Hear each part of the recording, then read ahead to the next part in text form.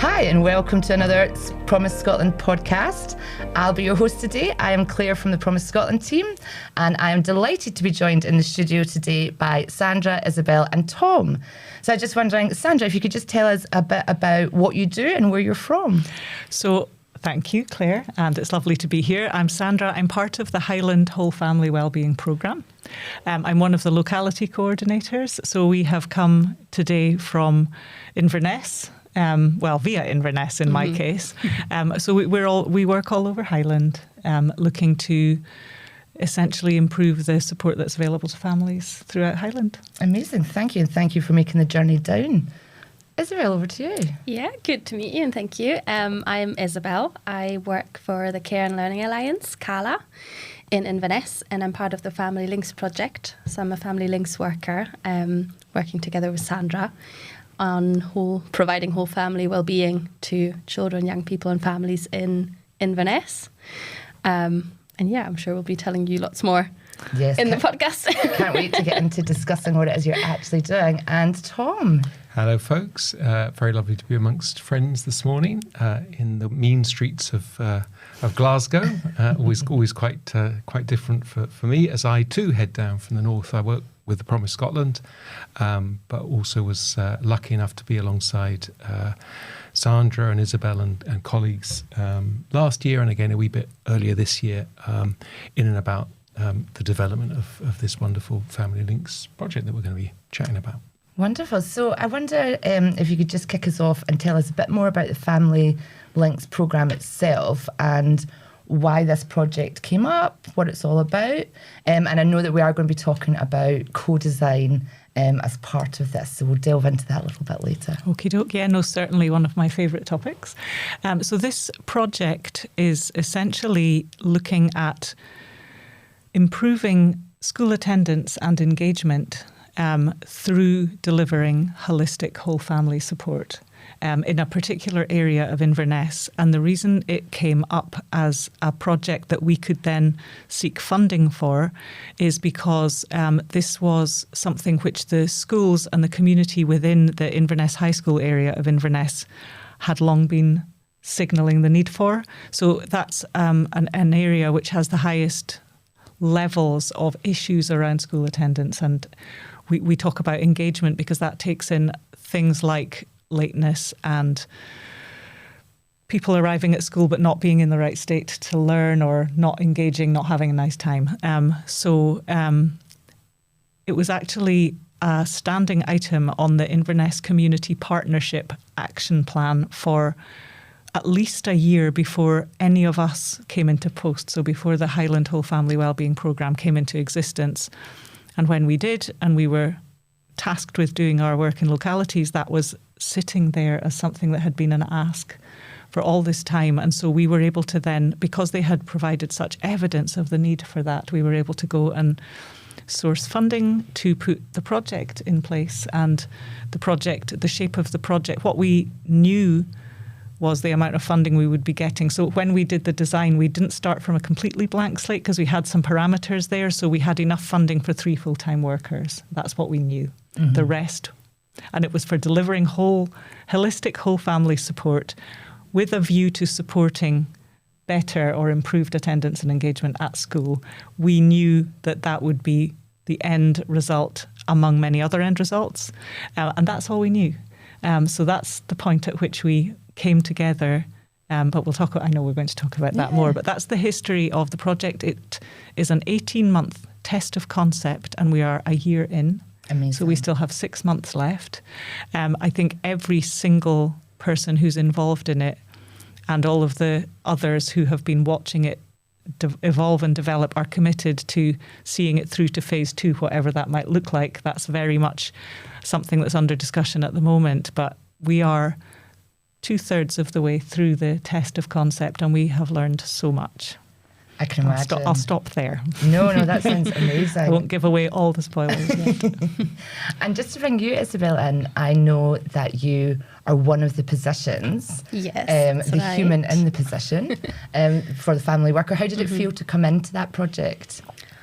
I mean, exciting and maybe a bit terrifying because it was so new to me as well in my kind of professional career. I was still, quite early on. So I did a bit of youth work and kind of other support in the third sector before, but family support was new to me. But it's really exciting to be doing something new and be part of a pilot and being able to try out new ways of working and, just doing good for children, families in Inverness. And I think for me as well, I was very new to Inverness at the time.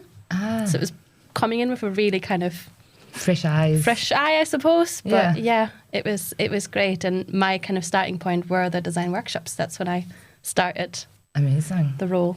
But no, it's been exciting. It's been a journey. Yeah, I can imagine. I noticed, I just wanted to pick up on something that you'd said earlier about that you didn't know what it was going to look like, and you still don't know what phase 2 is going to look like. I know there's a lot of people out there probably doing tests of change, thinking they perhaps already have the solution in their mind. How does it feel to go into that space where you just don't know what you're going to learn? So I think maybe my point of view is a little bit different from maybe Isabelle or the other workers, because for me it's exciting. Because I can say things like, all we know is that this needs to be flexible and family-centred, and they have to know what that actually means in a day-to-day. Flexibility into practice. So for me, what it really is more than exciting. It means that it's connected to the right people it needs to be connected to. It's not something that's being decided over here and then implemented over here. If you are genuinely all in it together, you can't possibly have a definitive answer about everything that it's going to look like. And you have to be able to live with that, or kind of sit on top of that uncertainty in a way that doesn't make you feel stressed. It's actually part of the promise of what you're involved in is the fact that we don't have all the answers. And that's what also allows all of the various voices that need to be heard, because if you are simply like carrying out something that somebody else has thought up and stitched up and given to you as a model or a blueprint, that also might not work, but you don't have the flexibility to evolve and grow. So it feels vibrant, it feels alive, and it feels like we're probably in a better place to potentially do the good that we want to do. That's fantastic to hear. And just before we start to talk about the amazing work that Tom brought to the picture, I just wondered if you could tell me a bit about the partners that are involved in this. So there's different, I suppose, sort of circles of partners, if you like, and the very inner core delivery partners consists of 3 third sector organisations. So they are the Care and Learning Alliance, known as CALA, that Isabelle's also already mentioned, that she is the employee of. So what we have are 3 third sector partners, and they have 1 employee each. So they each host or have a family links worker, and all of those 3 are doing the same job, but they're part of different organisations. So those organisations really have had to come together as a partnership. So there's the Care and Learning Alliance, so CALA, there is Home Start East Highland, and there's Thriving Families. And they're all Home Start East Highland is part of a national network of organisations under the Home Start banner, but the other 2 are Highland organisations, and they were the logical and obvious partners because they are already in different ways delivering holistic whole family support in Highland. So rather than create something new, and there's nothing wrong with doing that, but we didn't need to in Highland. We needed to use the existing expertise and then work with those organisations to shape something new and unique that would meet the needs that had been identified for this project. So those are the core delivery partners, obviously along with ourselves, the Whole Family Wellbeing Programme. And the other core partners in this particular test of concept are the schools. So we work within the Inverness High School ASG, which means Associated Schools Group. I think we used to call it a catchment area, but it's ASG. It just trips off the tongue these days. So that means the secondary school and all of its associated primary schools. So within Inverness High School ASG, now that I've explained it, there are 5 primary schools, and we work with all of those schools. And I think mostly, there's different members of staff who've contributed enormously to the test of concept so far, but probably in particular those head teachers who've fully embraced, like in amongst everything else that they have to do, they've fully embraced this journey that we're on here. So those are our core partners. But around that, there are social work colleagues, both in terms of those who deliver social work services to families, but also the practice leads within education who are supporting different members of staff, such as children's support workers, to work within schools. We've enjoyed working in very close partnership with them. There are other third sector organisations which have been absolutely essential in terms of sometimes finding sources of support for the families, and then many other colleagues within statutory and the voluntary world. So those are our core partners, and none of this could have happened. Obviously, the biggest partner are the families. So big and so obvious to me that I actually forgot. But isn't that the case? I forgot to mention them. This is all about the families. Yep. They are our partners. They are the ones who absolutely decide and shape the support that they need and that they get and that they are actually co-delivering. It's about being alongside them as they figure out what they need in order to do the things that they need to do. So yeah, biggest partners of all. No, that's you wouldn't have forgotten to say that. No, that's right. I mean, it's only because we it's always say it's delivered in partnership, but it is family centred and it's meant to be family led. So with families, you've got parents and carers, you've got children and young people, and everyone has a voice. And we're just trying to kind of be a bit of a person alongside the whole family as a system and make sure everyone's heard and understood and supported in the ways that they need, rather than us coming in and saying this is what should happen. Yeah. So I think that's been the most that's been guiding the three of us workers, I think, through the kind of process, just to always circle it back to the family and their needs, I would say. Yeah.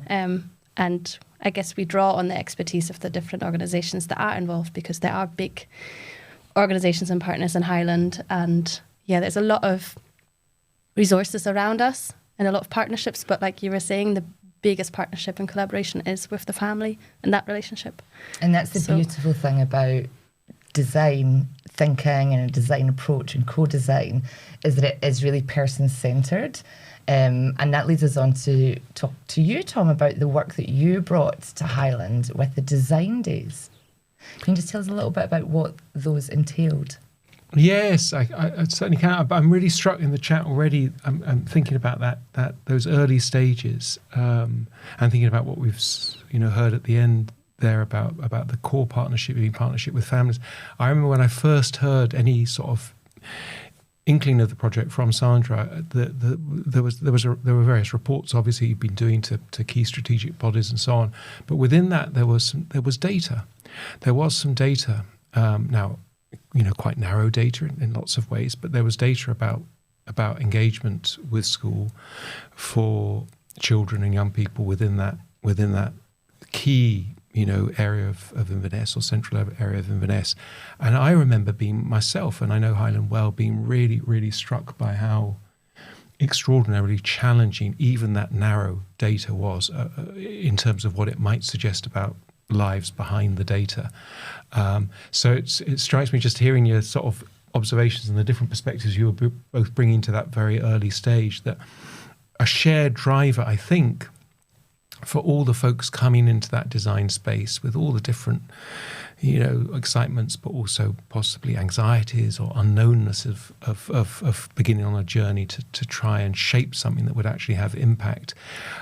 There was a shared driver there about being curious about what was behind all the myriad different stories that were there inherent in quite challenging data and quite challenging experience that was being communicated by, say, school heads and so on about what was going on. So that really struck me.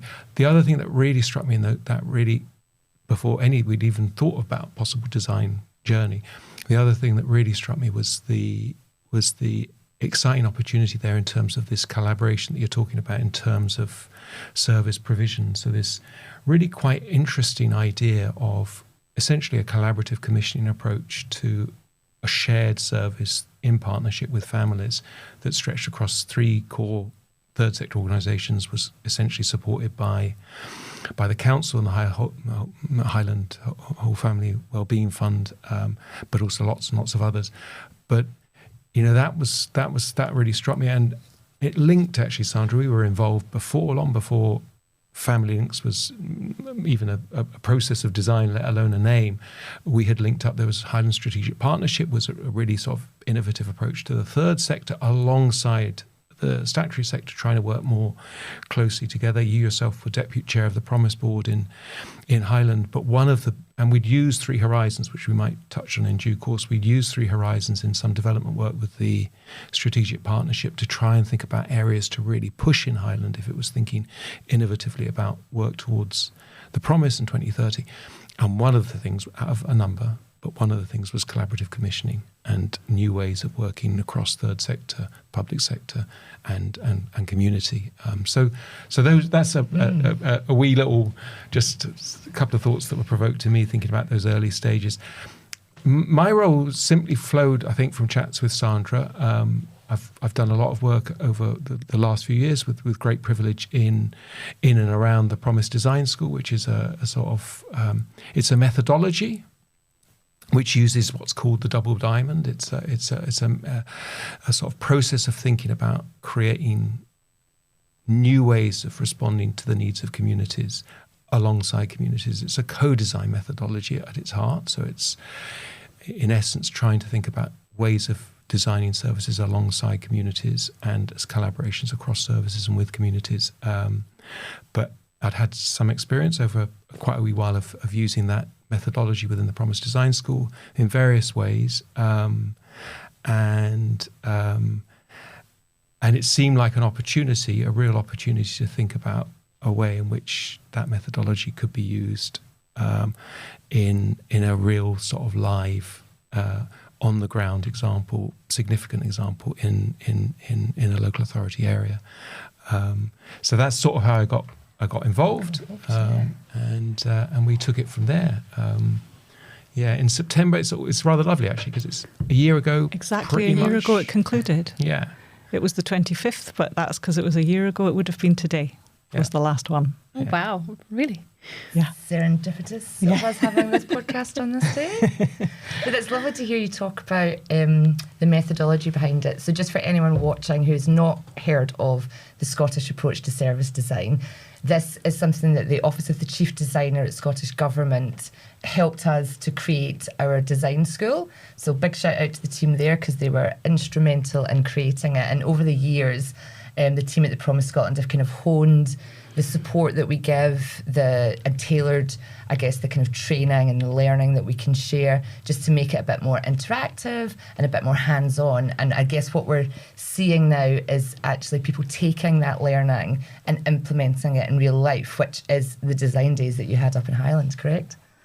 It is. It absolutely is. And Design Council, UK-wide Design Council, also very, very much, they were also involved in this. But it's a method, it's an approach to thinking about designing things. But it's, I think, most essentially because of its co-design roots from very early on in this particular process, we tried to think about ways of embedding lived experience and perspectives from lived experience and empathy with lived experience in the process. So in this double diamond approach, the first sort of step of 4 really in the first diamond is sort of a discovery phase, when you're really trying to unpick what is going on.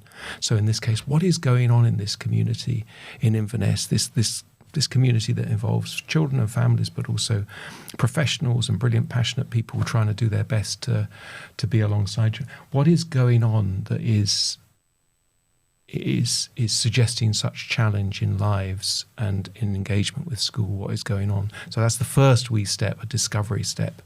And in that first step, we structured a very, very intense 4-week period for these folks, much more than all those collaborating, much more than for me, but an intense month-long process that involved 4 full-day design workshops, and the first was on this discovery phase in the what's called the problem space of the first diamond. And but anyway, right at the beginning there, really beautifully, we tried to create a story, a sort of composite story, a story based on lived experience, we hoped and felt, but a story that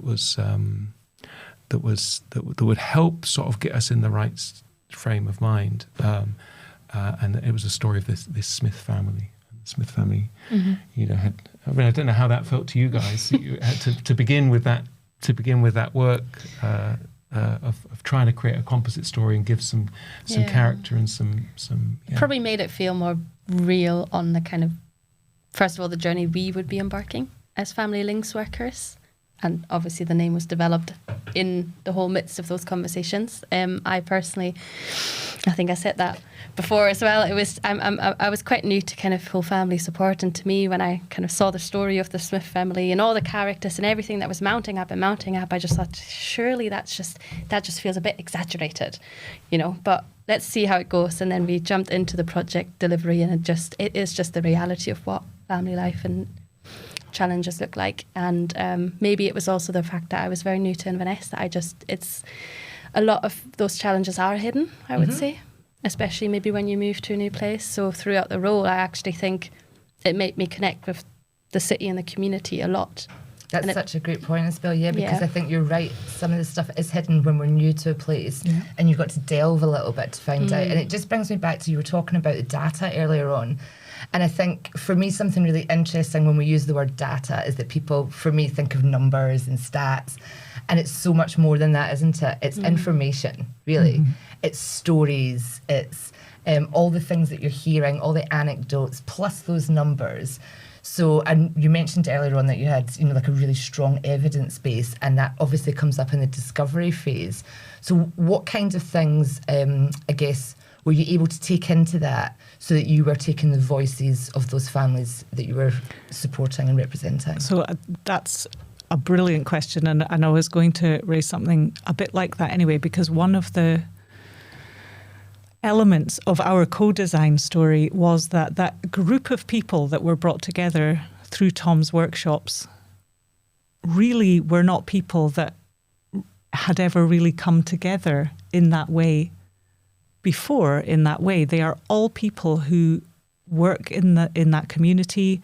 Of course, there are some points where they overlap and contact, but that whole sense that everybody there had something to contribute, and they all knew very well about the challenges that the families they have been supporting for a long time. So we had teachers, we had social workers, we had third sector partners. There were all sorts of people in that room. It's probably worth saying that at that point, I don't think anybody could have seen a way of. We made the attempt. Obviously, I suppose in one ideal picture of co-design, you would have family members in that room alongside you, and nobody managed to make that happen. And I think, reflecting even shortly after that and knowing about the families that we were going to be engaging with, I can understand how that might have been. If you think about the Lundy model, the first thing you're talking about, so the Lundy model is a model whereby it's usually used around children and young people's participation, but it's really a model which helps you think about what you mean by participation and all of the different elements that might influence that being something which is possible and comfortable and productive. And the first thing is space. It works for everybody. It doesn't just work for children and young people. So the Lundy model asks you to think about space, voice, audience, and influence. So it's about, where are you going to bring these people that you want to engage with or that you want to have this conversation with? And it is about physical space, but it's also about who's in that space, and how connected are people going to feel within that space. Voice is about how you actually do encourage different voices and listen to them and encourage people to express themselves in a range of different ways. Audience is about who needs to hear what you've gathered through that conversation, and influence is about what changes as a result of that and how do you communicate that and tell that part of the story. So that was hugely in our minds. And while we could do everything we could possibly do to ourselves be potentially hugely welcoming to families who might be those who would be involved with the service, it wasn't possible to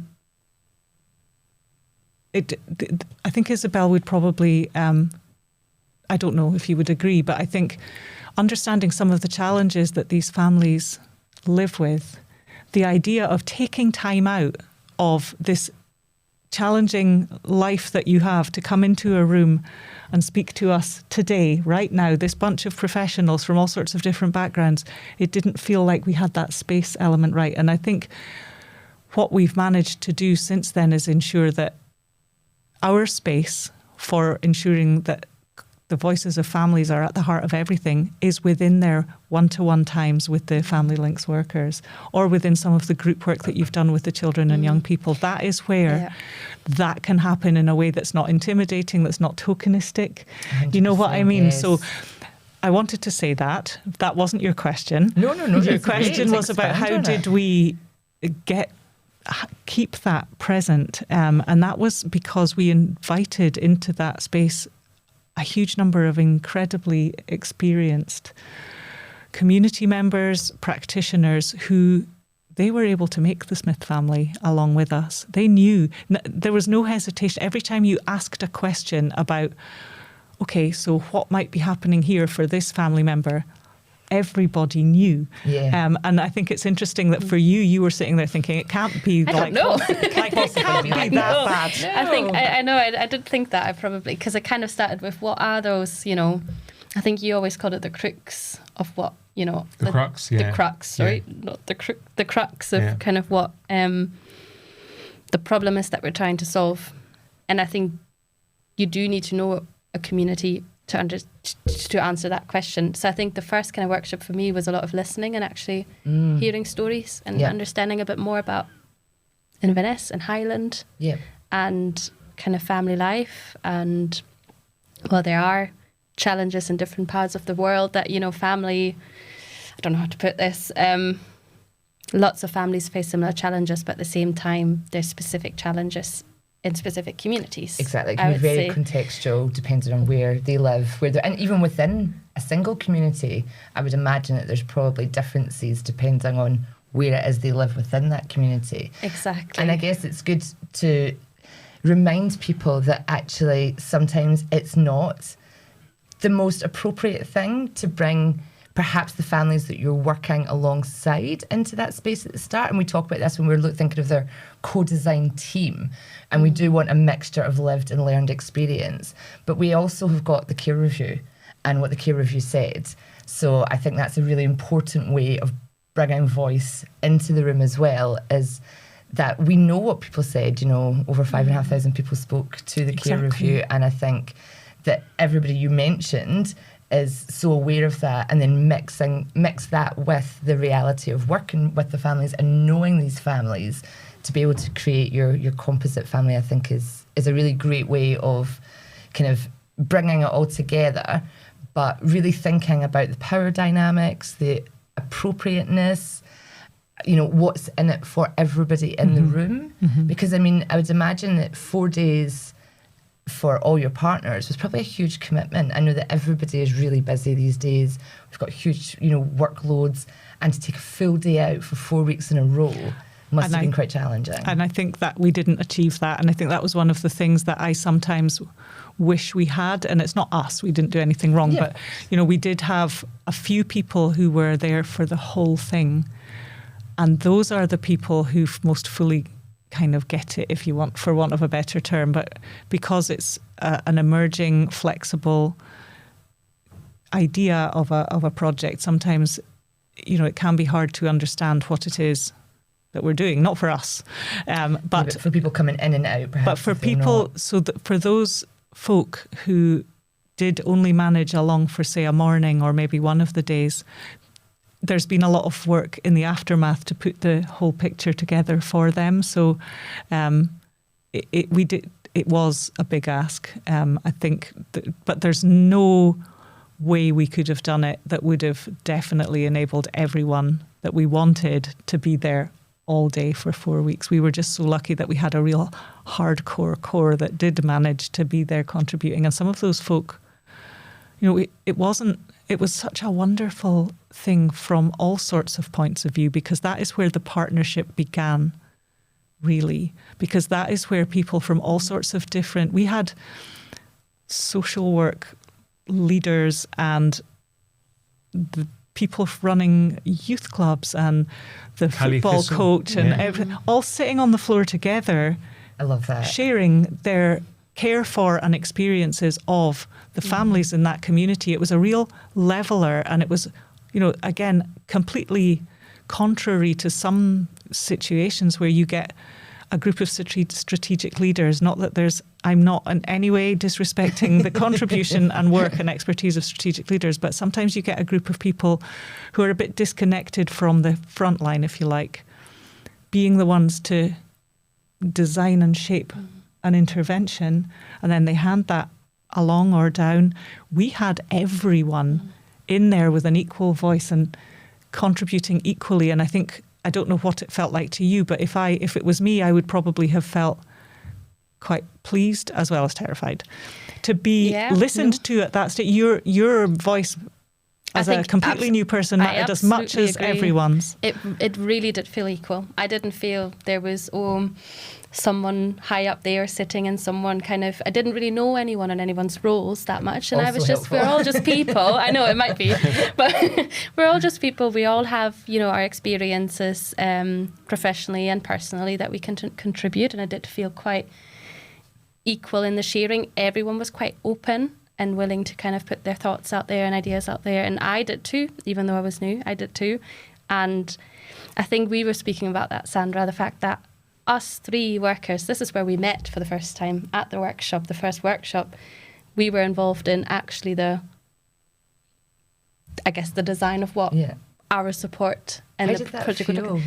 I mean, quite exciting is the right word. I think it was really exciting, challenging. Yeah. Is this the first time as a practice worker that you've been brought into the design part of? Yes. So I have had some experience in project work and youth development, but those projects were already running. I was, a worker, whereas this felt like I was part of creating something new. Yeah. Which is one of the reasons I applied for the role as well, the flexibility that we could, and our experience and our personal touch that we could bring into the project.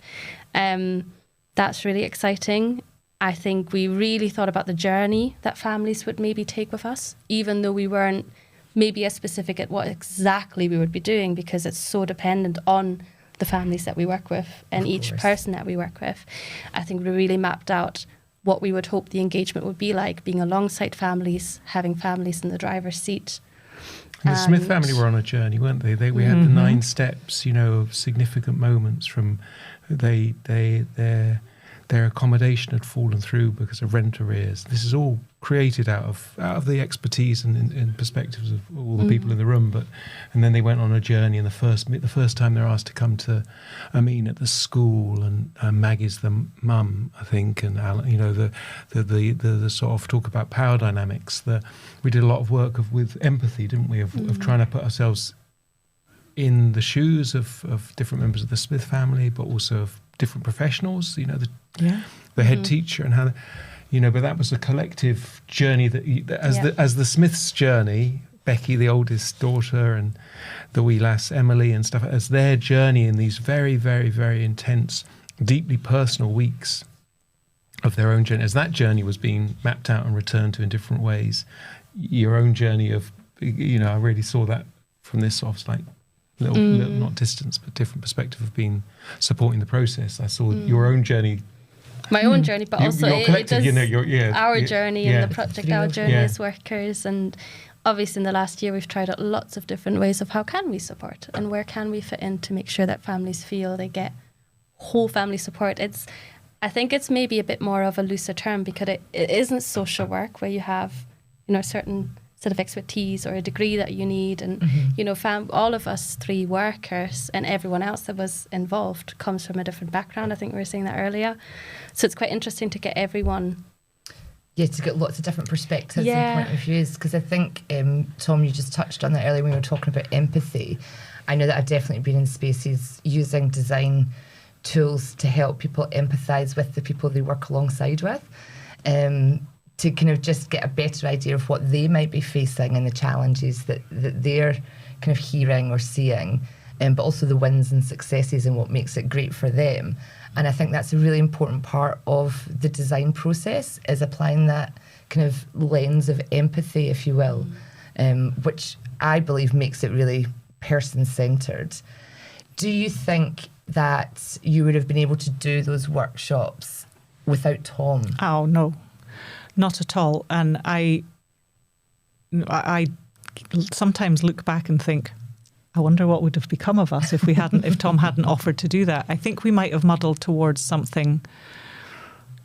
We couldn't possibly have done it, because what Tom brought first and foremost was himself and his amazing facilitation skills, and that people still talk about you. I know you won't like it, but you're legendary in the project just because of the way you do have an ability to bring everyone into the conversation gently and quietly, but probingly. Like, you don't let anybody away with something if there's a little bit of interest in something somebody said that has not fully been explored. So first of all, it was because Tom brought himself, but Tom also brought the wonderful Promise Design School resources, like the empathy map, like the idea of the composite family, and a whole host of other tools, and we used a lot of them really appropriately. You know, even the team check-in at the beginning of not the first workshop, but the second workshop.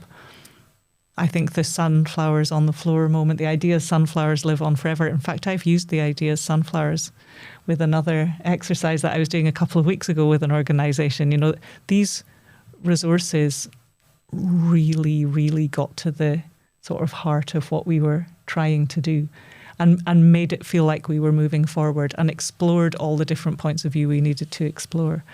And then I know that it's something we might talk about, but Tom didn't just sort of stick to that particular suite of resources. He was able to bring in, so we did the 4 design initial workshops in September 2024, and then we had 2 days in March 2025 at the 6-month point, revisiting some of the things, expanding and developing others, refining things that needed to be refined.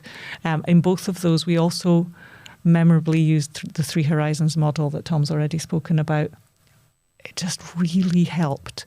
I think all of those they play a different role in that process of thinking about everything you need to think about before you decide how you're going to move forward. And I think for me, 3 Horizons particularly, the H2 plus and minus is, I don't want to particularly explore it. The 3 Horizons model asks you to think about the here and now, the status quo, and from that to eventually work towards thinking about the things that need to be changed in that. Horizon 3 is where you want to get to, and Horizon 2, which is the really interesting part in a way, is how you're going to do that. And I suppose Horizon 2 plus are those innovations which will really take you there to the 3rd horizon you're wanting to get to. Horizon 2 minus are the things which look like they're innovative, but actually they're just taking you on a big loop all the way back to Horizon 1 to where you started.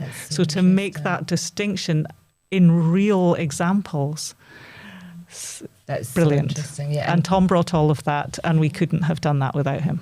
So. That wasn't just a little plug for how wonderful you are, Tom. But I think that's really important. I actually do think that people can kind of get hung up on, we're using this methodology and this one only, or we're using this one and we're using that one. And actually design thinking allows you to open up that space for lots of different tools and resources and ways of thinking.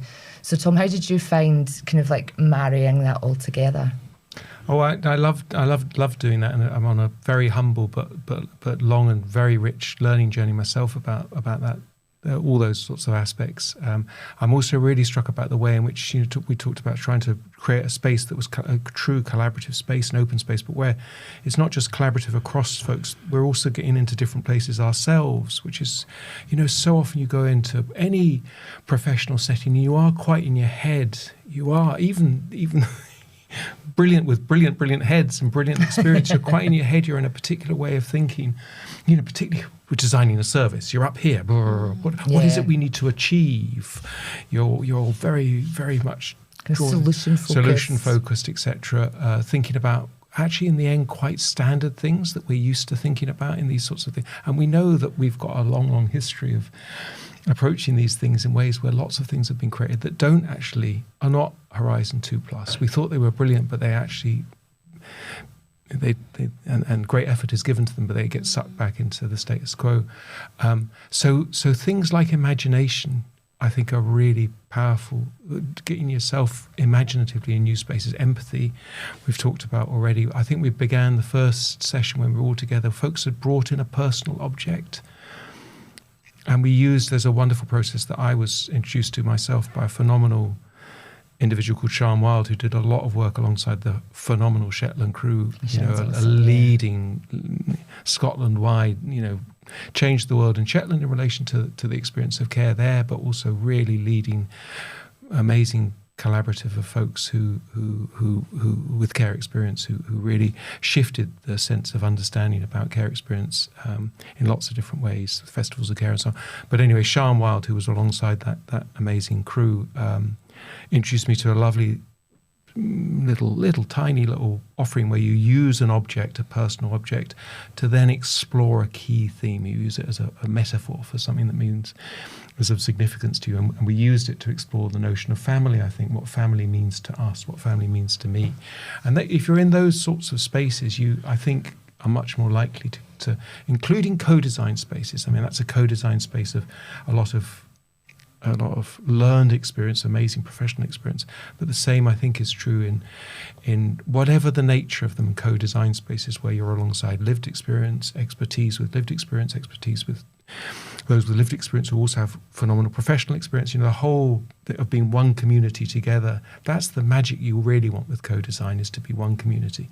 And just on that, I mean, but I think this co-design thing, and my own little learning journey there is, I have so much more of a sense of co-design as a rich tapestry of lots of different ways of hearing voice and being alongside voice, and over the years.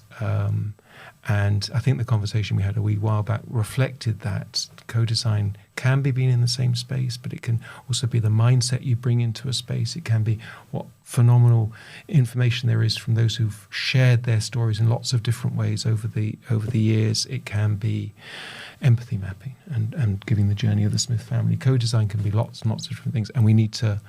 That's what we need to keep on pushing, is the richness and the envelope of what we mean by co-design and how open we are to it.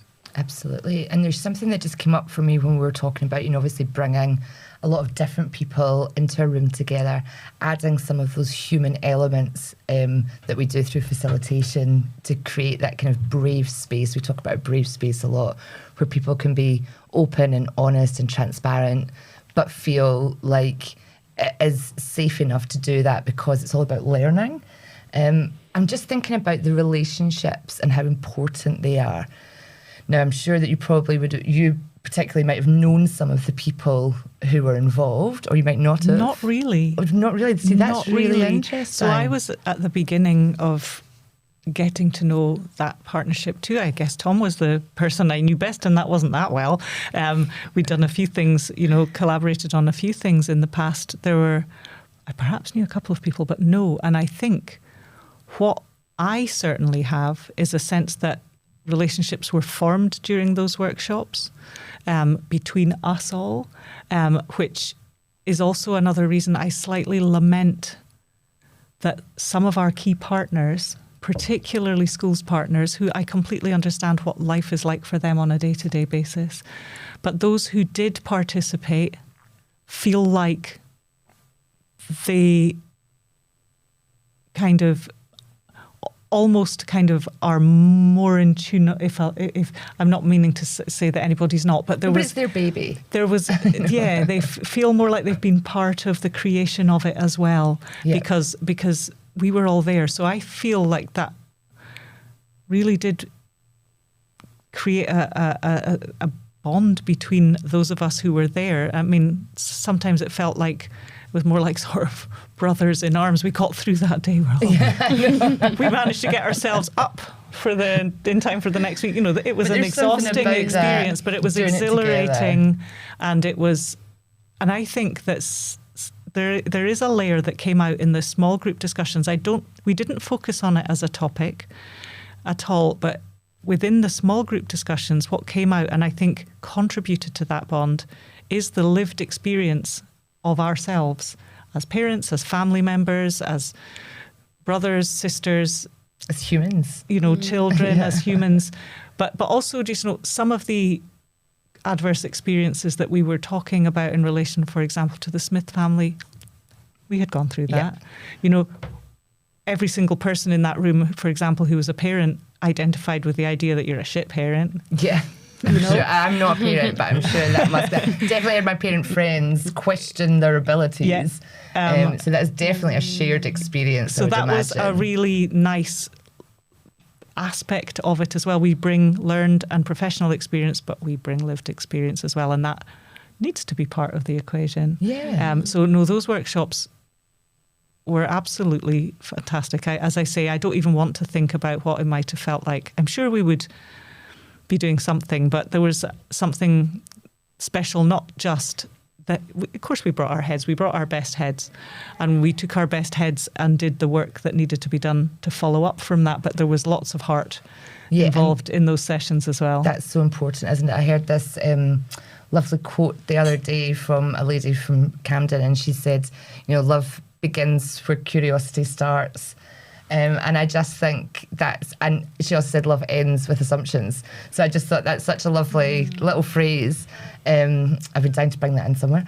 But how did it feel for you, Isabelle? Because obviously, being new, this would have been a great kind of place for you to start forming relationships. Do you think it made a difference to the relationships that you currently have?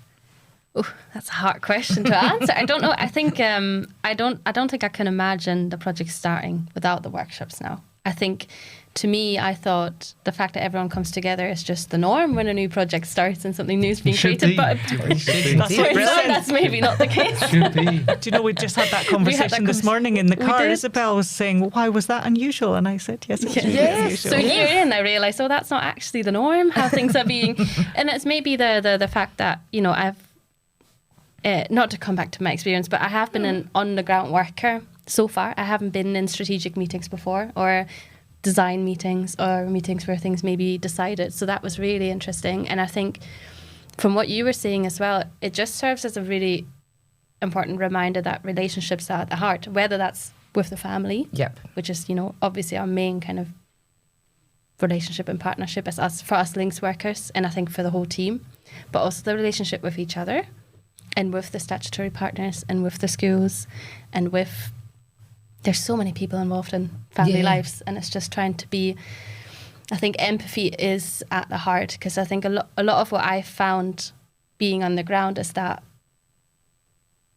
just being there, being someone who listens, shows people that they are valued. They matter. And that was one of the cruxes that you guys identified, in the space of those 4 weeks of design journey, with the service just about to sort of launch, incredibly tight timescale. You really wanted to get out there. You began those 4 weeks meeting for the first time. You ended those 4 weeks with a name, but also family links. It was, I think that was a design journey in itself. That was design. But you had two, I think, cruxes to the service at the end of this double diamond process of, opening expansive, then narrowing down about the problem, the real crux of the issues that families might be facing, and then in the second diamond, sort of opening up. How can we really imaginatively think about approaches to trying to impact and be alongside in ways that make a difference for those families? Very open, expansive beginning to the second diamond, and then narrowing down to what the service was, what it was called, testing, fully with this intent to go and test it and then see. But these prototypes that you came. But as I remember, there were two sort of cruxes, and one of them was very much that thing about actually, it's huge for families to actually feel heard. The volume turned up a little bit, not necessarily a direct advocacy role, but the sense of being heard and the way in which that itself is a significant shift for experience for many families that you might find yourself alongside. And I think also talking about relationships in general, I guess starting something new, you're trying to enter a system, especially when we think about our connection to school education. You're entering a space where there's a lot of people that are doing great things, and you're trying to not fit in. You are doing something different, but you're trying to build relationships while also trying to do something new. And I think it was clear that there might be challenges that we'll come up against, and I think we have, but we've always tried to, through communication and relationships, try to overcome those with partners and, maybe even with families when they didn't feel hurt, whatever space they were in. I think relationships, it always circles back to relationships for me, and to just trying to be kind of open, non-judgmental, listen, empathy towards schools, towards teachers, towards children, towards parents and carers. And everyone has such distinct experiences in their past that might also kind of shape how they navigate the world. So it's just trying to be really, really mindful of a lot. So you're holding a lot. Yeah, you're trying to hold a lot, and I think it comes back to space as well, because you are trying to hold a space and being mindful. And I was trying to make another point there, but I forgot what it was. That's all right. I will come back to you, don't worry. Because I'm thinking about those relationships and just thinking how much that might have buffered you from some of the challenges, or like your kind of, I guess, your group dynamics and your group relationships. Because as we say, like, no project is led by an organisation. A project is led by a person. So knowing the right people and knowing who to connect with and how to connect with them is probably really valuable, I would imagine. Just thinking about some of the challenges, I know that this is something that I've heard before from people. When you're working in collaborations, particularly with different statutory bodies and the third sector, I've always been really curious about when you come up against things that kind of seem to conflict with each other. So you've got two systems that should be working together, but actually kind of collide a little bit. How did you kind of, I mean, you don't have to go into any specifics, but how did you kind of navigate through some of those system things that you just thought, oh, that's never going to work if that doesn't change? Or I mean, there's inevitably a fair bit of that, I think. So I think with the whole family wellbeing programme in general, which is definitely envisaged as part of Scotland's contribution to keeping the promise at that early prevention stage. So if we support families better, then further up the line, there will be fewer families going into crisis, fewer children and young people entering the care system. So it is part of that whole vision. And I think what that brings with it is the challenge to transform the way that systems work. So within the whole family wellbeing, we speak about having 4 pillars of holistic whole family wellbeing. Pillar 1 is what we've been speaking about. It's voice. It's ensuring that the voices and choices of children, young people and families are at the heart of all service design and delivery. Pillar 2 is availability and access of support, accessibility of support. So essentially that the support that the families need, they know where to find it, they can get it. It's in their community, it's open to everyone. There's no stigma, there's no judgment. Pillar 3 is not so much about, there is an element of which is about the day-to-day experience of families, but the challenge with Pillar 3, which is that support should be delivered as part of a whole joined up system. The word holistic applied to the whole system. This is a massive challenge. I would say every pillar is transformative, but Pillar 3 is really mega transformative, because what we want is for things to feel joined up for families. We don't want them being buffeted around from professional to professional, who there might be 11 of them all appearing, doing different things, probably none of them doing actually what you want them to do. I think we've hit the nail on the head for that one. What they want is someone like Isabelle who'll just listen, be there for me, be the hug that nobody else is giving me. I don't mean like literally, but so I think what we inevitably find is points of, I suppose, rub with the existing system. And it's not for a lack of will on the part of those who are part of that system, carrying out their roles. I think another feature of the current system is saturation. These are hugely dedicated and skilled professionals who are working at capacity. Yeah. And the idea that they might want to collaborate with us, they might really want to collaborate with us, but when am I going to do that? Like, that has been a bit of something that we've had to navigate from time to time. Also, you know, again, it's not a lack of willingness, but sometimes people really are working to priorities which are... So I think a classic example with this particular test of concept, which is around school attendance and engagement, is that schools are under massive pressure. School attendance is one of the biggest things that's spoken about in the world today. Schools are scrutinised. They have to report, I think it's fortnightly now, their attendance figures. They really need quick results. Yeah. And what we are providing can bring some, in some cases, you know, quickish results, but mostly it's about working alongside families to identify those sort of deeper and well-being issues which are contributing to a situation in which there's like an issue with getting children to school. And that can sometimes, you talked about the lives behind the statistics. I think if we learned anything so far in this first year, it's that there's no two families whose reasons for having attendance and engagement issues are the same. You can broadly say, well, some of those are to do with things that are happening or that are a feature of the family background that are just massive challenges, which are unmet, and therefore that's where we need to help that family.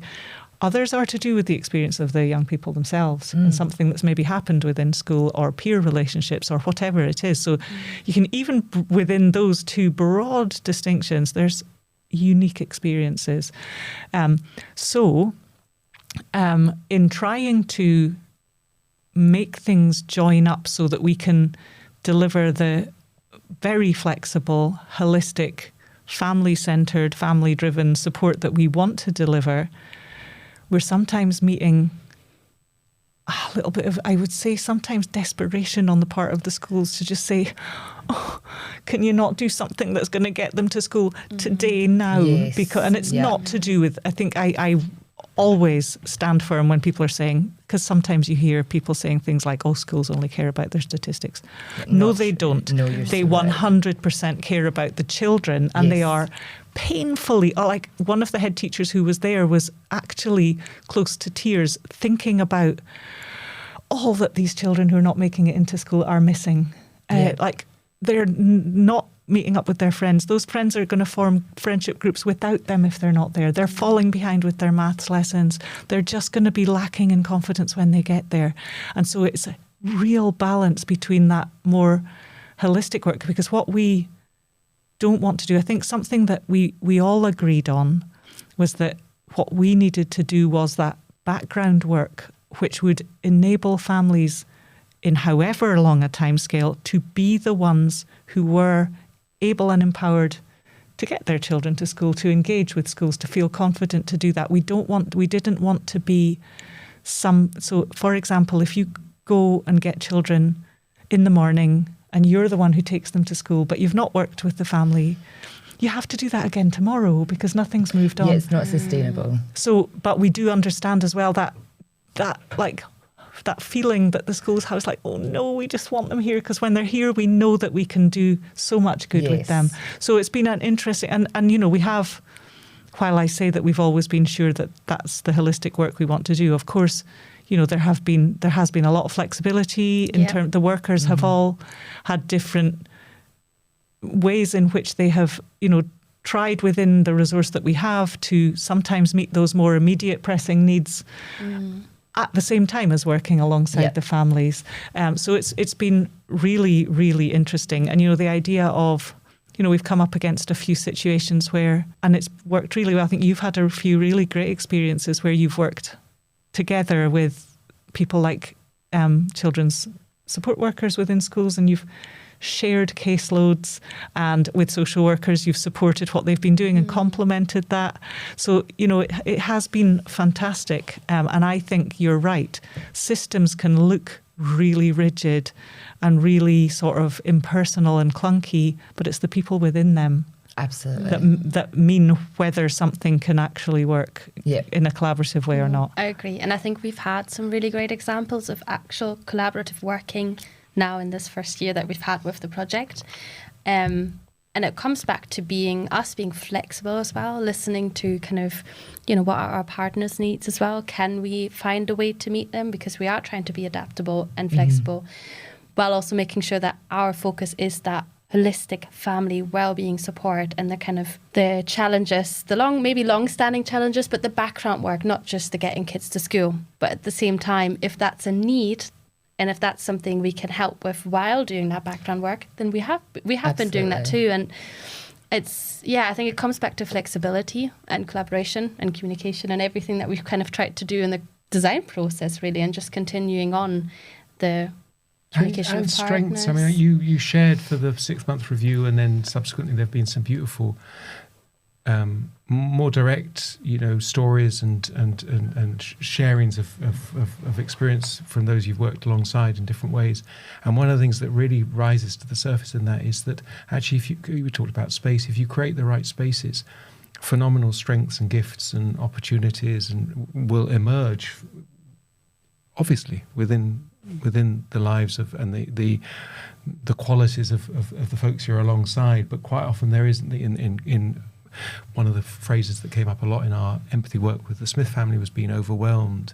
And in a context of being overwhelmed, from something getting bust, the kids not getting out the door, to in the context of being out, there often isn't the space for the nuggets of real understanding and strength to emerge. And I was really struck, I think, for the Smith family, they had strengths.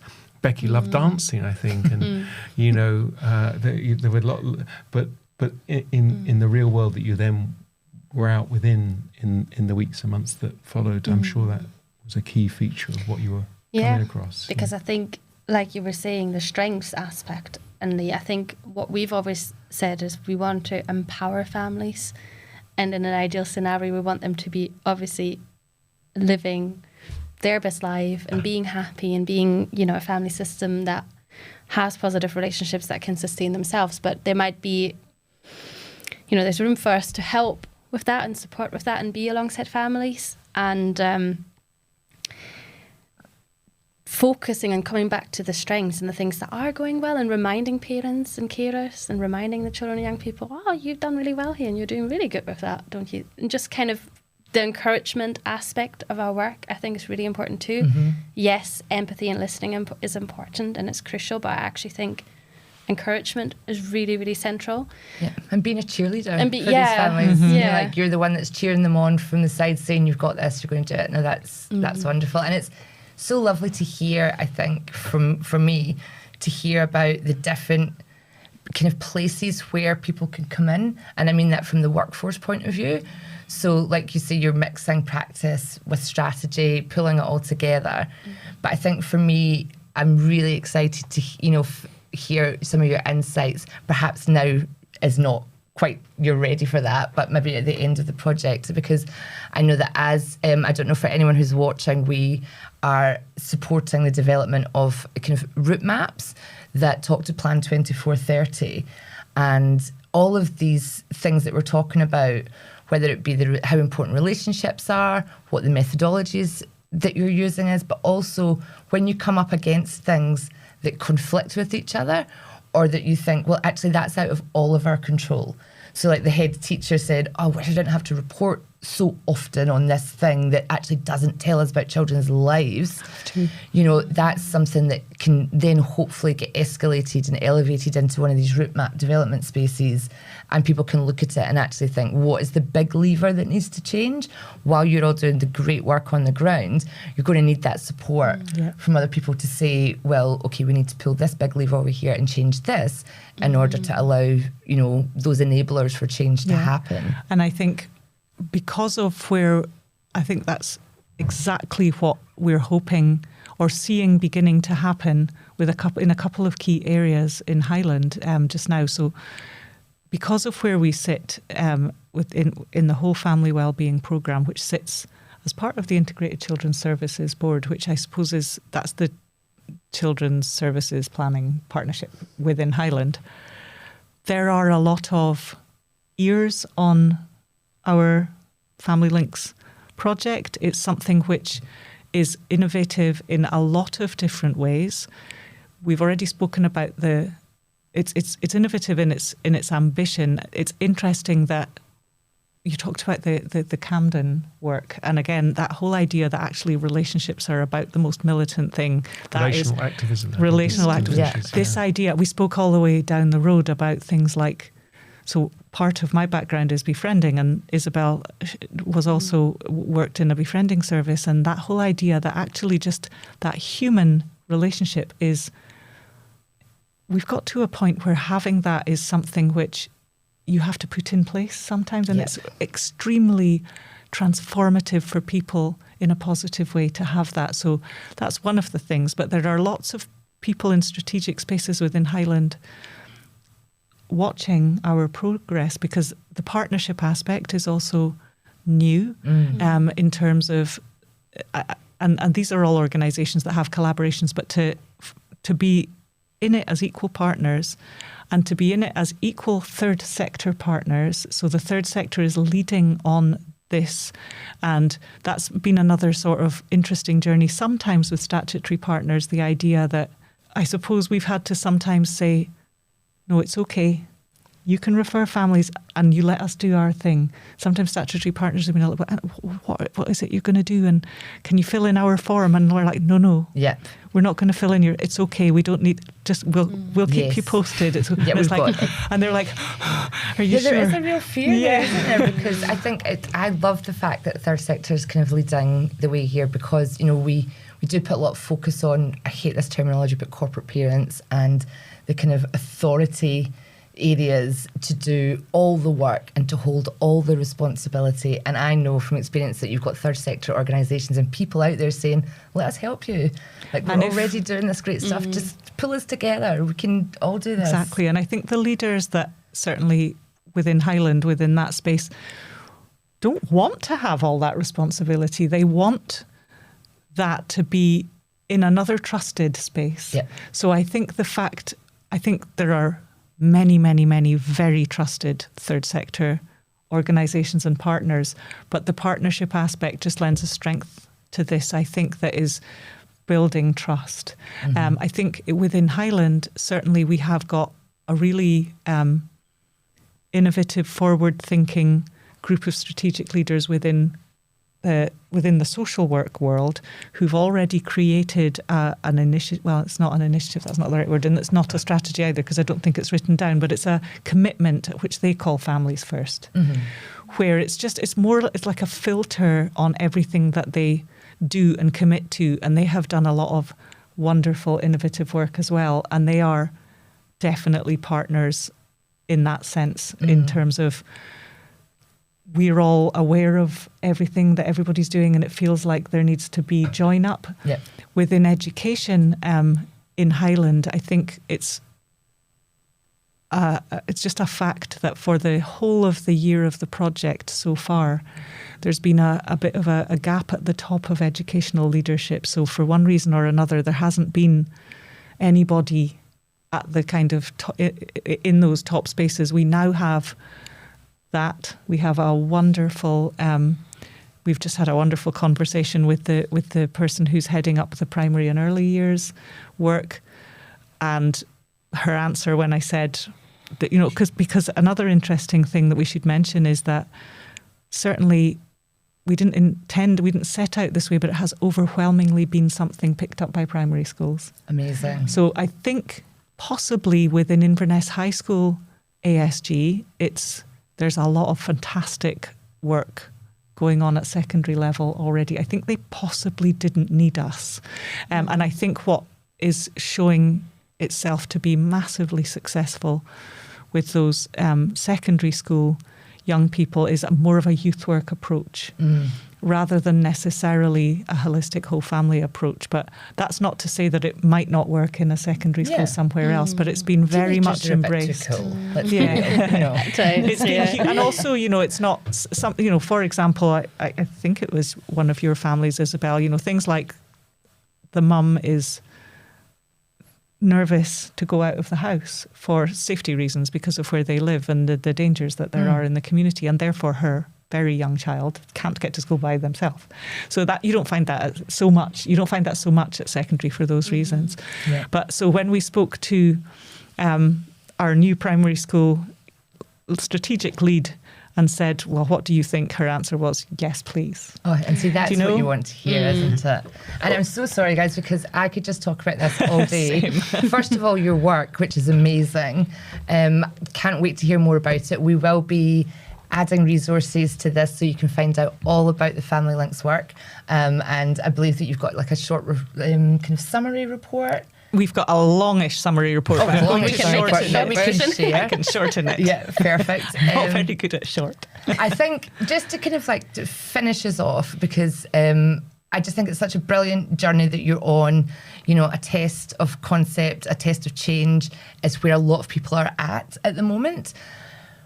If I could just go around the table and if I could just ask you one thing that you would have done differently if you could go back and start this all over again and walk through the door for the first time, what would it be? Tom, I'm going to pick on you first. That's a tricky one. I suppose I've already learned a lot. I learned a huge amount from being alongside and having the privilege of being alongside this process. But then I've done subsequent stuff, and I think I think we would have been helped if we maybe had used 3 horizons, which we've talked about, alongside the Promise Design methodology at the very beginning. We'd certainly used it, and we definitely used it at the review days, but it would have been quite nice to have had that more clearly framed right from the outset, which is something that I and colleagues have been exploring in some other work. That's great. Yeah. Isabelle? I think for me, on the ground, to take more time for reflection.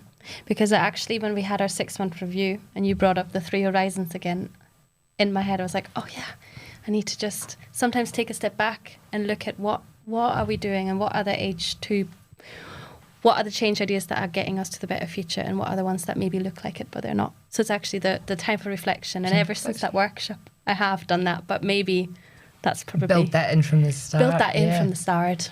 And for you? I think for me it would be realising how much more of my time I needed to have available to support and nurture the partnership and the project. I think I'm a locality coordinator. I was going to say was, and I'll tell you why in a second. The reason is because as of today, I'm allowed to call myself a Family Links project manager. Oh, wow. Wow, Sandra. Which is a wonderful sort of step of faith on the part of my programme to understanding that actually we do need to nurture this into its next phase, whatever that looks like, and think about how we scale it and how we spread this kind of support. So that's amazing. That's so However, to hear. as the locality coordinator at that time for Inverness, Nairn and Badenoch and Strathspey, this was just one, I say just one, but it was one of many different locality projects. And so it became big and really important. And I think did need that facilitation. Yeah. You know, the partners are wonderful, but you couldn't possibly expect a manager from CALA or Homestar or Thriving Families to also do all of the sort of facilitation of the partnership. And be involved. So we've realised that. If I'd been able to do that a year ago, but I think you've done a maybe, lot of that. maybe Even though if you don't feel that way, you've actually done a great. But yeah, no, I'm pleased to be able to now. It doesn't mean that everything else instantly melts away, but I think for me what it means is that our programme leadership understands the importance of Family Links and the need to have that dedicated support from within our programme. So yay. That's awesome. I'm your boy. That is wonderful, because I think that's a really great point to make, is for everybody out there who's doing a test of change.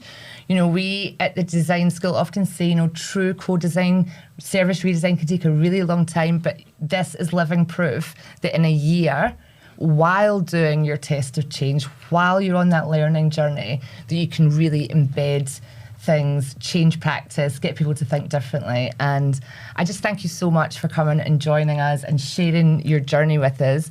And I'm really excited to hear where it goes next, and I'm sure you'll keep us we'll keep updated. you posted. And I think one thing that I really do want to know is please come back to us, because something that we're really wrangling with is, I don't know if you've heard about it, but the Promise Story of Progress. So that asks 3 questions, one being at a national level, how is Scotland doing to keep the promise? The next one is at a kind of locality level. But the most important question, and this is what the Promise Scotland is kind of wrangling with, is how do we know the so what? What difference is the work that we're doing making to children and families? So I would love to have you back at some point, either in this format or another format, to explore how you know what you're doing is working well, and how we can share that with other people to help them understand the progress that's been made in their own locality. Be delighted. Yeah, love to. Fantastic. Well, thank you so much. Thanks, and safe journeys back home. Thank you so and much, thank you to Claire. everyone for watching.